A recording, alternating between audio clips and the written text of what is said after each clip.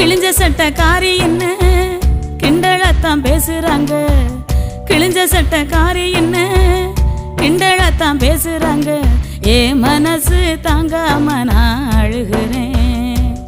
அம்மா ஏ மனசு தாங்காம நான் அழுகிறேன்.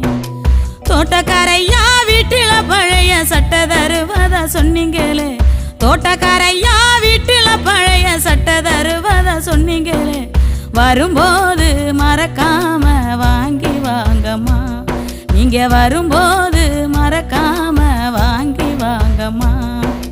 விடுதி சோறு புழுவுன்னு வீதியில கொட்டுறாங்க. விடுதி சோறு புழுவுன்னு வீதியில கொட்டுறாங்க.